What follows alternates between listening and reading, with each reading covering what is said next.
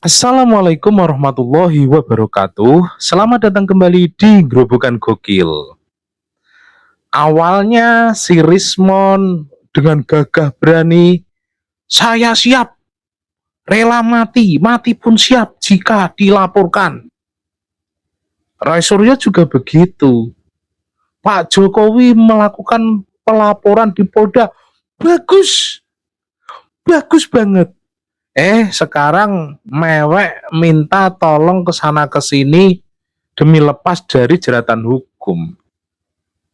Ngadu ke Komnas HAM lah, ke luar negeri lah, dan lain sebagainya. Katanya dikriminalisasi lah. Lah kok sekarang nggak gagah seperti dulu, ngemis-ngemis dan berharap tak dilaporkan seperti Rismon itu. Langsung saja ya, pernyataan dari Rismon dan Roy Panci tersebut langsung diulti balik oleh netizen di Indonesia. Nah, tanpa berlama-lama lagi, berikut adalah video lengkapnya. Itu otentik atau asli ijazah Jokowi maupun skripsi, maka saya bisa jadi tidak dilaporkan oleh Jokowi kan.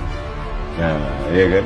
Kebetulan Joko Widodo memberikan laporan langsung di Polda Metro Jaya. Itu bagus, berarti masuk perangkap. Bismillahirrahmanirrahim. Jadi guna dari Komisi Nasional Hak Asasi Manusia adalah menjamin hak asasi dari manusia, rakyat Indonesia itu sendiri.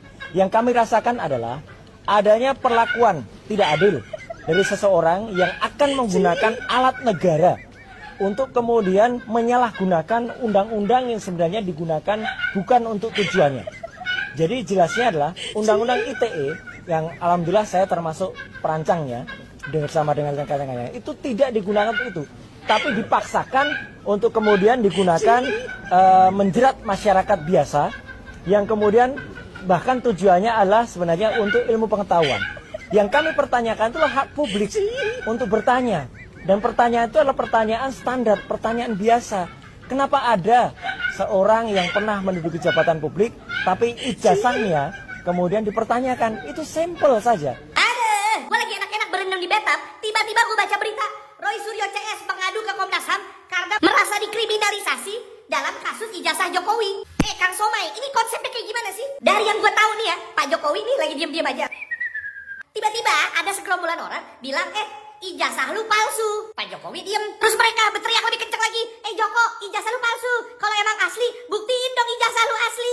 Ini aja konsepnya menurut gue udah gak bener. Orang lagi diem-diem lu tuduh ijazahnya palsu. Harusnya yang punya bukti lu dong. Kenapa lu malah nuduh orang terus nyuruh dia ngebuktiin bahwa tuduhan lu salah? Di mana-mana lu punya bukti, terus baru lu tuduh.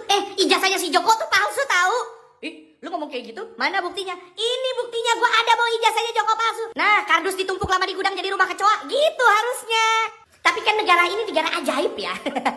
Terus yang gue tahu, gue lihat videonya, gue lihat beritanya, tapi gue sebenarnya nggak terlalu ngikutin begitu dalam, karena gue timnya Pak Jokowi bukan, gue keluarganya bukan, ya udah gitu ya. Intinya akhirnya yang gue tahu, nih orang-orang makin berisik nih, tangkap Jokowi, gantung Jokowi, ada videonya nggak bisa ngelak nih orang, sampai pakai ikat kepala, ikat leher, lidahnya keluar, gonggong-gonggong. Nggak salah. Akhirnya Pak Jokowi ke kepolisian menyerahkan bukti bahwa nih ijazah gue. Nah, berita terakhir yang kemarin gue dengar dari polisi bilang ijazahnya Pak Jokowi asli. Karena pas dicek sama pihak kepolisian, di ijazahnya Pak Jokowi ada badaknya. Upil dinosaurus, pertanyaan gua, kenapa malah si Roy Suryo DLLDKK ini yang ke Komnas HAM merasa dikriminalisasi? Padahal yang lagi diem-diem gak ngapa-ngapain dituduh ijazahnya palsu adalah Pak Jokowi. Gue baca komennya, ini yang menyatakan asli polisi, gak bisa dipercaya. Itu lu waktu teriak-teriak tangkap Jokowi, tangkap Mulyono. Yang lu suruh buat tangkap itu siapa? Satpol PP? Satpam komplek? Satpam BCA? Atau SpongeBob Patrick pakai jaring kupu-kupu? Enggak dong, pasti nyuruhnya polisi dong. Untuk urusan kayak gitu, lu minta tolong ke polisi, lu percaya sama polisi. Tapi laginya polisi bilang bahwa, oke, udah kita cek, ini ijazahnya asli, kok lu gak percaya? Polisi lu gak percaya, UGM yang mengeluarkan ijazahnya lu gak percaya, Pak Jokowi yang kuliah di sana, lulus di sana, lu gak percaya. Sekarang apa? Suruh internasional meneliti ini. Ya Tuhan, ngerti gak sih lu kelihatan konyolnya kayak gimana tuh sekarang? Emang di internasional ada persatuan pengecek ijazah internasional? Emang ada? Ya nggak ada dong. Lu Lu pada kepikiran gak sih? Kepikiran gak nih? Ini untuk orang-orang yang suka komen-komen di sosial media, bikin-bikin video atau apalah. Pak Jokowi, waktu nyalon jadi wali kota, itu dia harus nunjukin ijazah S1 asli ke KPUD Solo. Waktu dia nyalon jadi gubernur DKI, dia juga harus nunjukin ijazah S1 asli ke KPUD DKI. Lalu Pak Jokowi, waktu dia nyalon ke Irwantin, dia bikin rambutnya spike. Gak, bercanda. Pak Jokowi, waktu 2 kali dia nyalon jadi presiden, dia juga harus nunjukin ijazah S1 asli ke KPU. Lu gak cukup pintar untuk ngeliat bahwa permasalahan ini tuh sebenarnya permasalahan yang tidak ada, tapi diada-adakan cuma karena secara politik ada yang gak suka sama Pak Jokowi. Terus kenapa lu dukung? Terus kenapa lu ikutan? Jangan mau jadi orang idiot yang gak tahu apa-apa tapi dikompor-komporin terus lu berkoar-koar. Jangan mau. Nanti ditangkap nangis. Saya mana keadilan?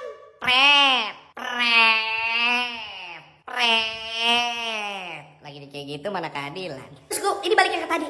Orang-orang yang nuduh bahwa ijazah Pak Jokowi adalah palsu. Terus sekarang Pak Jokowi udah nyerahin ijazahnya ke kepolisian, udah dicek, polisian bilang asli. Terus sekarang dia ngelapor ke Komnas HAM, pentol korek. Jangan lapor ke Komnas HAM, lapor aja ke BMKG.